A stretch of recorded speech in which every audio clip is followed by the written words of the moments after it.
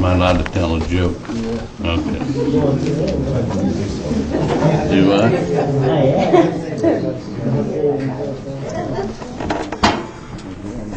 Kim, I don't want you to be back here giggling either. I have no intentions of it. I just want to get it out there. I'll be fine now. Yeah, are you finished now? Yeah, Okay, thank you. you're welcome. I'm Vic, and I'm an alcoholic. So we're only by the grace of God and the spiritual principles of this fellowship. And I usually tell a joke to kind of settle you folks down before we start. I heard a good one the other day. A couple of little boys was up in their bedroom playing, and they both decided they was going to start cussing. And they couldn't figure out what they was going to say. So the one little boy, Johnny, said to Billy, he says, well, he says, I tell you what, Billy, he says, you say ass and I'll say hell. So they said, okay. So they get up the next morning, they go down to the breakfast table, and they sit down at the breakfast table, and Johnny's mother says, Johnny, what would you like for breakfast? He says, oh, hell, Mom, give me a bowl of Cheerios. And she slapped him in the mouth and sent him to his room. So here's Billy. He's sitting over and he's taking this all in, and he knows, man, that something's going to happen. It's going to happen. So she said, Billy, what would you like for breakfast? He says, well, you can bet your sweet ass I ain't going to ask for Cheerios.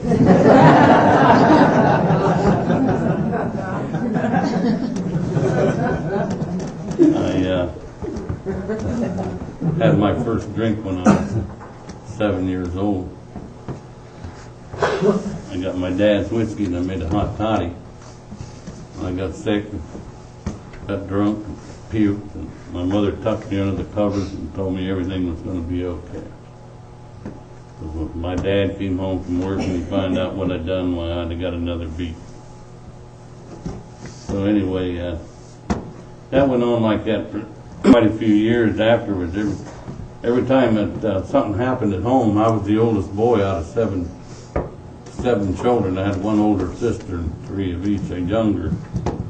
And being as I was the oldest boy, I should know better than to do things like that, you know, or get in trouble. And if my brother's done anything, why, I got to whip him for it. My dad would just go nuts. He was crazy when he drank. And he was a beer drinker, daily beer drinker. Every day it seemed like he drank beer. And for years afterwards, until he died at a young age, 65. And I was still drinking when he died. And we used to drink together. And we had a lot of fun together, too. And it seemed like every time we went to town, well, we'd never come home. We'd leave them all sitting down there, and then it didn't matter whether Mom told him to come back and dinner was going to be ready in, you know, a little while. We'd get in town, you know, and one wasn't enough, and 1,000 was too many. So that went on for like that for years, and I don't want to tell a big drunk log. You people's all heard my lead so many times that, you know, you can probably get up here and do a better job telling it than I can. So anyway, I got thrown in jail a couple times when I was a kid, and so that was nothing new. And then I went to Arizona when I was 17 or 18. I don't know. It don't make any difference. Can't remember. I think I'm getting Alzheimer's disease now. I can't remember shit. CRS. And so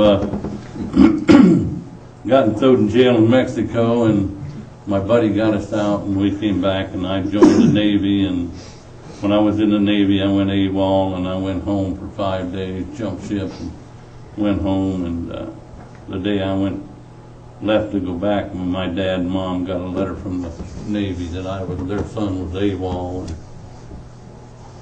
my mom told me, I never seen my dad cry, but my mom told me my dad cried that day, and that was a big surprise to me because he never showed no emotions. Christmas time, he wouldn't even open his Christmas presents. He'd put them in his bedroom and go in there after everybody had left and open them up to see what he got, you know, and keep them. He'd never show anybody nothing. So anyway, I had to do some break time over that. And I got out of the Navy and went into the Air Force, and I stayed with the Air Force for 20 years. And I retired in January 1970, so I've been out longer than I was in. And during that time, I got married to a girl from Philadelphia, and we had 3 children, instead of twins. In fact, they were just 44 years old Sunday. And I got to celebrate the birthday with a daughter. My son's up in Michigan, so he wasn't there, but I called him and wished him a happy birthday. We got a good relationship. My daughter's got a good relationship. I got a good relationship with her and her husband and everything. And we had a family get together, all but Don and the grandkids. They didn't come down for that, but I talk to them all the time, and they come down for Thanksgiving. And we have a good relationship too, so. And then had another boy too that would have been, Mike would have been 43 in October, and in 1992 he overdosed on cocaine and heroin, and out in Boulder, Colorado, and brought him back here and brought him back to Troy, and he's buried in Troy now, and some of the people right in this room tonight was at his viewing, and had a lot of support. I never blamed God for it. I think I've been sober 12 years when it happened. I had a pretty good foundation, I think, spiritual wise, and I had a lot of support from the people that was in the Fellowship of Alcoholics Anonymous too. But I found this fellowship in my sobriety date's 5 October 1980.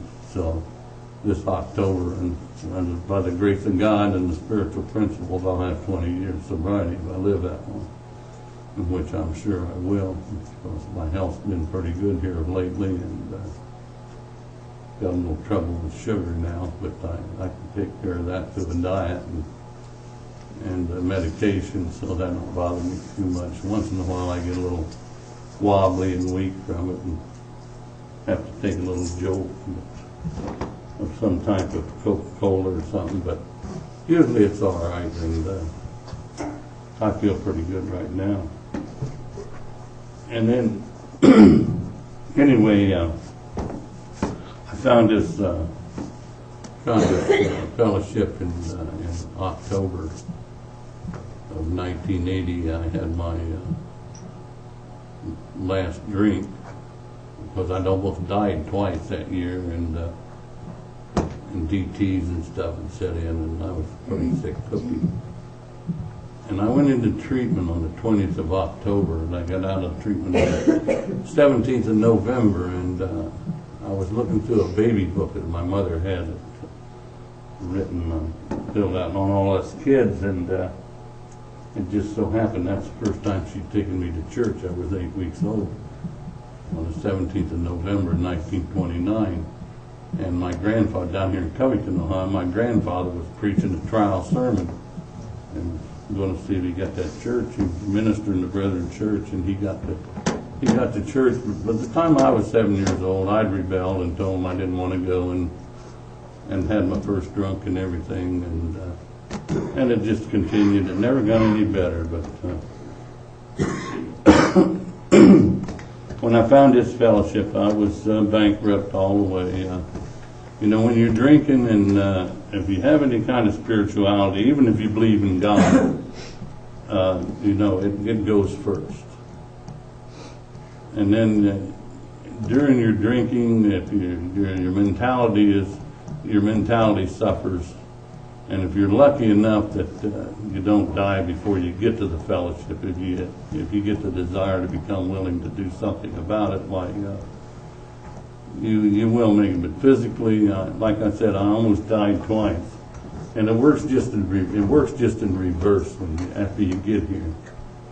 You start getting feeling better where you're not able to eat food and stuff, and then you keep coming to meetings and stuff, and try to get a spiritual relationship. If you want to get any kind of a relationship, get a spiritual relationship, and the God of your understanding will take care of it.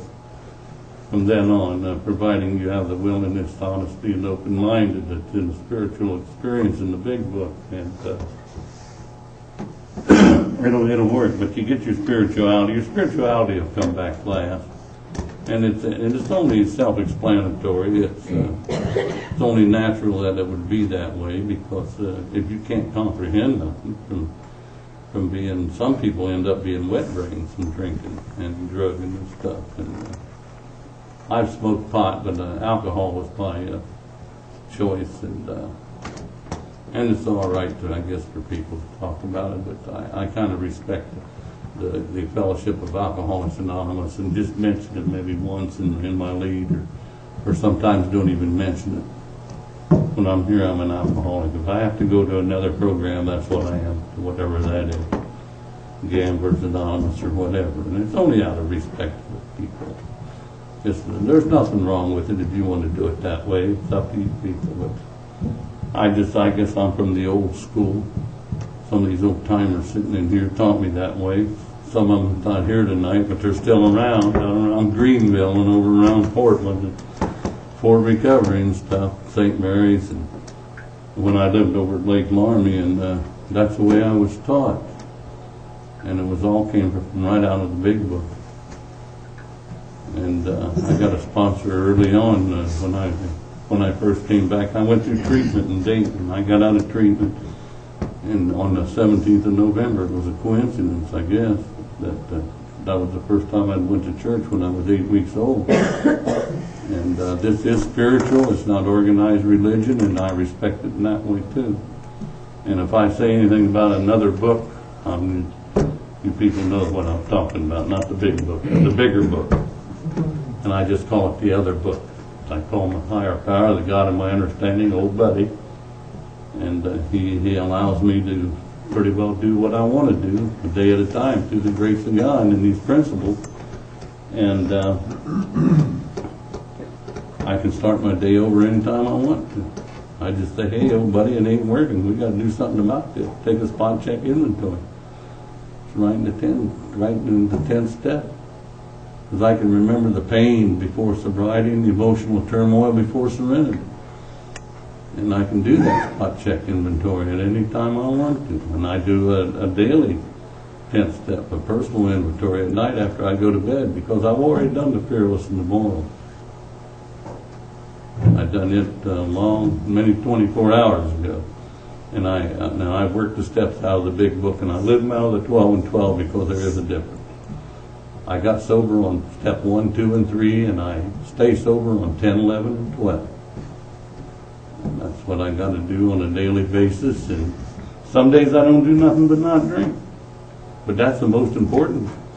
That's the most important thing, you know. I have bad moments and good days.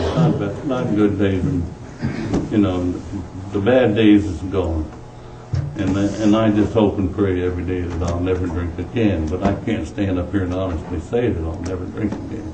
But I got a pretty good chance today. I got my friend Mike with me tonight on the way home, and you guys is here.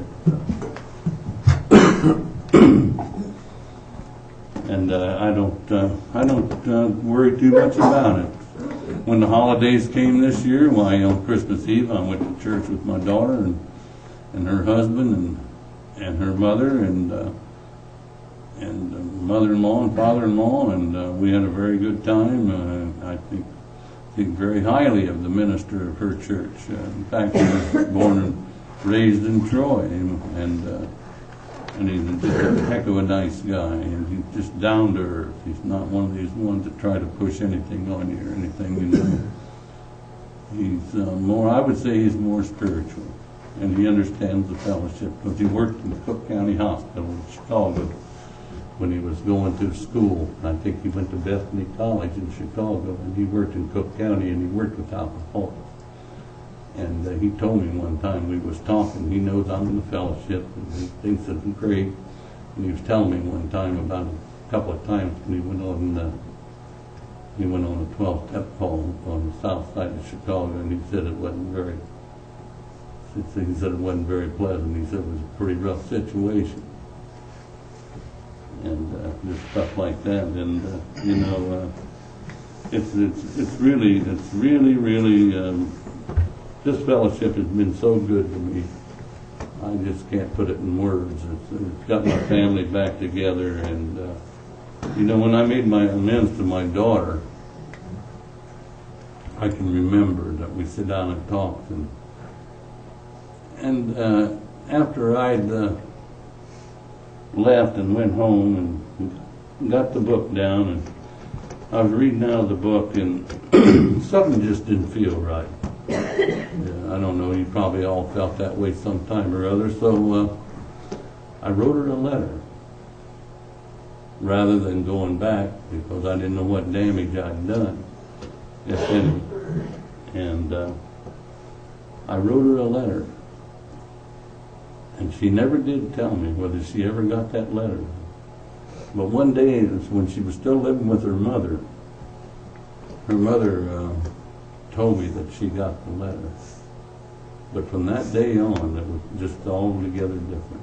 It seemed like it was just such a change. And I know it wasn't so much a change in her either, it was a change in myself. And I'm not saying that to be bragging or either, because I try to be very humble. And you know, humility is teachable. It's an education, and it's an aid to survival too. And I try to practice that a lot in my daily life, and I do a lot of service work and stuff. I've been very involved over the years. In fact, I used to be the DCM of this meeting right here. In Salina, Van Wert, Fort Recovery, all of them, clear down as far as Troy.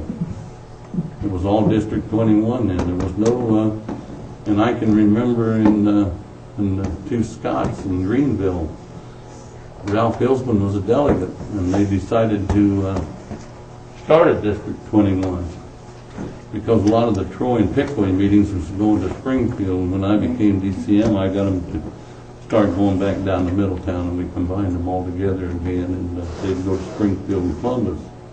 And I can remember the day that we had our first GSR meeting at the little chicken place down there in Greenville. I'm sure Gary was there, but I know me and Ralph was there. We just went down. We let them do it. We didn't have nothing to say. We just sit there as advisors if they needed. And there was 28 GSRs. And that's really something, to get 28 different groups, have representatives from them groups. And it's so very, very important, because people don't realize how important the traditions are, and these area meetings and stuff, and the General Service Office in New York. They don't realize that.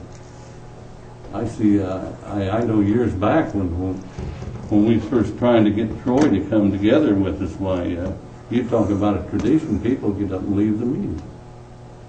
He says, "Oh hell, we don't need that kind of stuff." No, they just don't realize how important it is. That the traditions hold these groups together. That's what it's all about. And I like to talk about service work because I like to be involved in it. And I do it because I like to do it. I don't do it because I have to do it.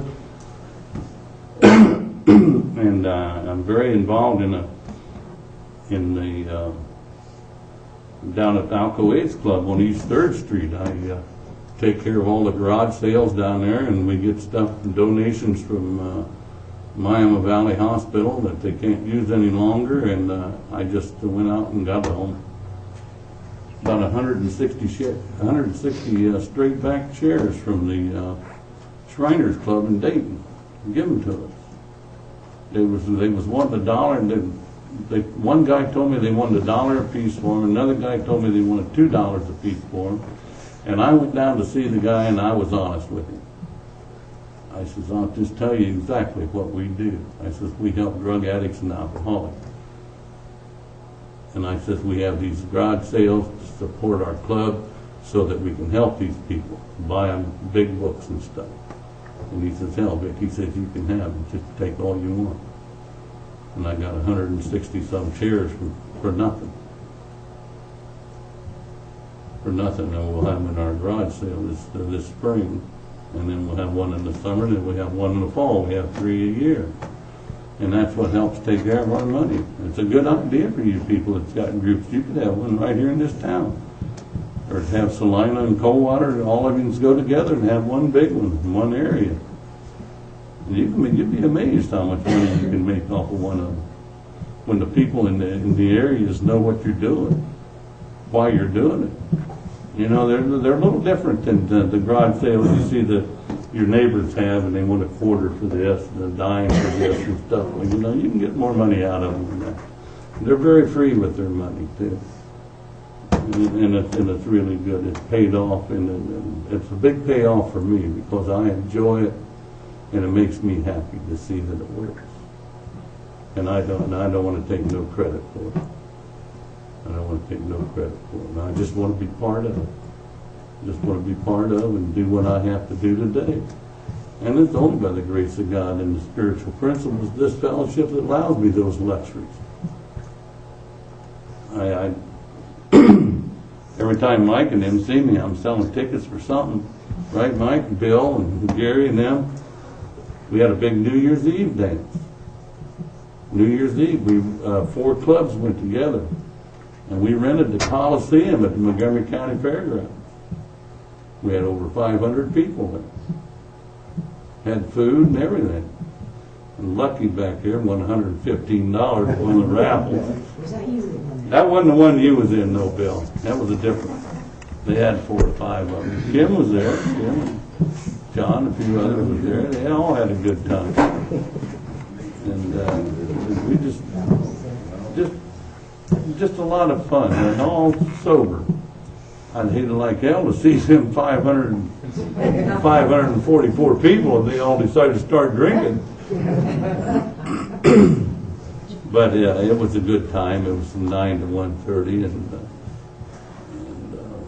it was really nice. It was really nice, and everybody made a little bit of money through the raffles and stuff. And of course, we had to pay quite a bit of money to get it.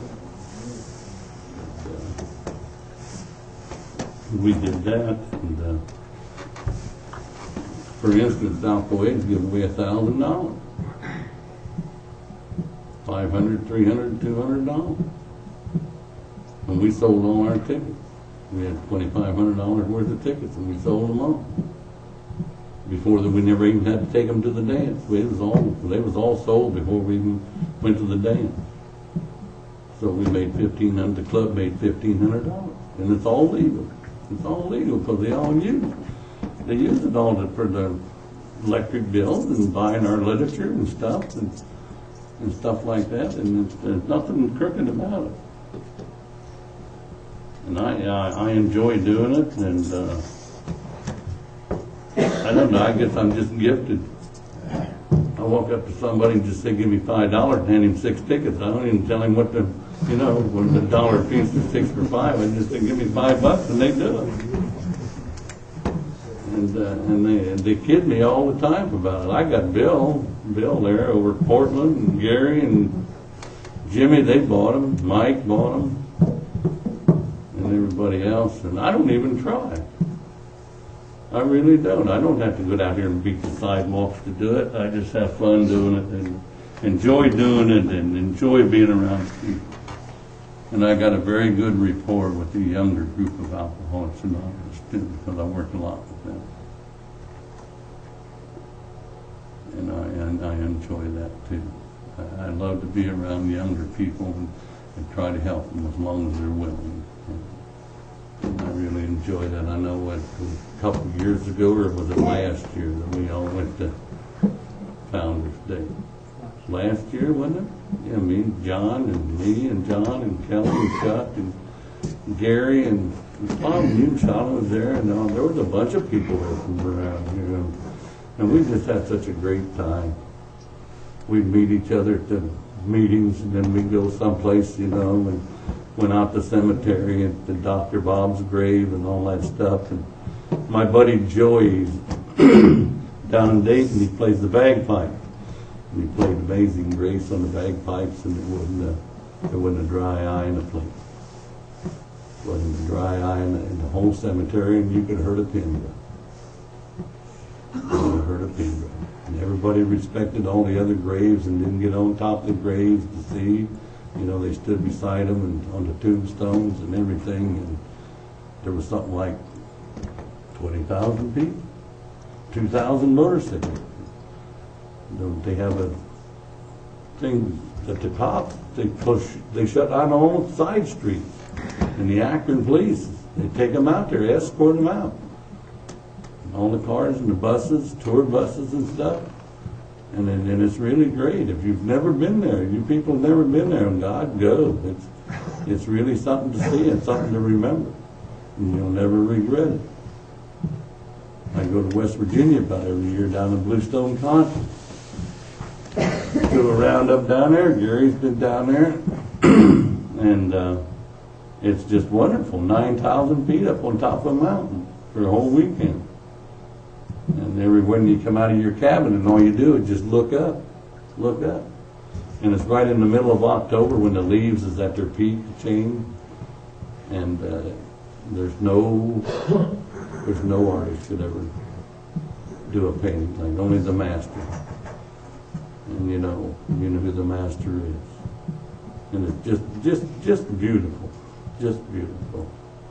And I'm going to wrap this up here. I know you people are getting tired of listening to me, and I want to congratulate Gary again on his token. And Lil, I'm glad to see you're back and got your day at a time token. You can make this the first day of a new life if you wish to. And we'd be glad to have you. And don't burn too much coal this winter now. I still remember the coal story. Quite a few years back, but that's okay. And you're back, and that's what's important. You know, it's not all right to go back out, but the good part about it is when you come back. When you come back, and all we can say to you is, welcome home, we love you. And I'm saying that for the group, and I'm sure that they all agree. Gary, thanks a lot. Thanks to all you people for being my friend. So thank you. God bless you, and I love you.